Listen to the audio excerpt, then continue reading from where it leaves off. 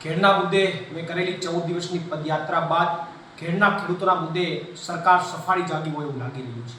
સરકાર છાસવારે ખેડના પ્રશ્નોના મુદ્દે વહીવટી મંજૂરી આપ્યાની જાહેરાતો કરે છે, પણ એમાં સમજવાની વાત એ છે કે જ્યારે ખેડની પદયાત્રા શરૂ થઈ ત્યારે પણ સરકારે ખેડના કામોને લઈને 1400 કરોડની વહીવટી મંજૂરી આપવાની જાહેરાત કરી અને અત્યારે તાજેતરમાં પણ સરકારે ફરીથી જ એ જ વહીવટી મંજૂરીની વાત કરી અને વાહવાહી કરવાનો પ્રયત્ન કર્યો કે ખેડના ખેડૂતોના મુદ્દે અમે વહીવટી મંજૂરી સરકારે આપી છે.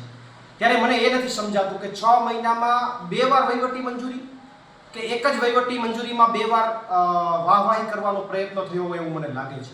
અને એમાં પણ સરકારે વિશેષમાં એવું કીધું કે અમારા ભાજપના ફલાણા ધારાસભ્ય ઢીકણા ધારાસભ્ય એમની રજૂઆતો અને એમની મહેનતના કારણે સરકારે આ પગલું ભર્યું છે. હવે જે ધારાસભ્યોએ કોઈ દી ખેડ મુદ્દે ચર્ચા નથી કરી, વિધાનસભામાં ચર્ચા નથી કરી, અને મને સ્થાનિકના લોકો દ્વારા જાણવા મળ્યું કે ખેડ મુદ્દે જ્યારે સ્થાનિક લોકો ચર્ચા કરતા ધારાસભ્યશ્રીનું, ત્યારે ધારાસભ્ય કહેતા કે ભાઈ ખેડમાં તો આવું જ હોય, ખેડમાં તો પાણી જ હોય, અને એ ધારાસભ્યોની વાહવાહી કરવાનો પ્રયત્ન સરકાર જ્યારે કરી રહી છે ત્યારે કોઈ વાંધો નહીં, એમાં કોઈ પ્રશ્ન નથી. પણ પ્રશ્ન એટલો જ છે કે 6 મહિના વીતી ગયા હોવા છતાં હજી વહીવટી મંજૂરીની વાતો કરો છો કે વહીવટી મંજૂરી આપી દીધી તો કામ ક્યારે કરશો?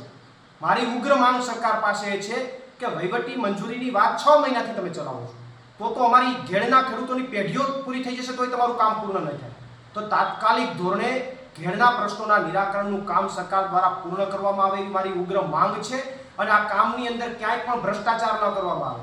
ક્યાંય પણ જો ભ્રષ્ટાચાર થશે તો હું પોતે લાઈવના માધ્યમથી ત્યાં આવીશ અને સરકારને ઉઘાડી પાડીશ. અને મેં જે ભૂતકાળમાં જાહેરાત કરેલી હતી કે હું આખી નદીની અંદર એક યાત્રા કાઢીશ, એ યાત્રાના માધ્યમથી તમારી વચ્ચે જ્યાં કામ થતું હશે ત્યાં ભ્રષ્ટાચાર જો થતો હશે તો એમને ખુલ્લા પાડવાનું કામ કરીશ. એટલે હું સરકારને ઉગ્ર માંગ સાથે મારી રજૂઆત કરું છું કે ઘેડના ખેડૂતો માટે તાત્કાલિક ધોરણે જે કંઈ પણ વાત કરો છો વાહવાહી પછી કરજો, પણ જે કામ તમે જે જાહેરાતો કરી છે એનું તાત્કાલિક ધોરણે કામ થવું જોઈએ.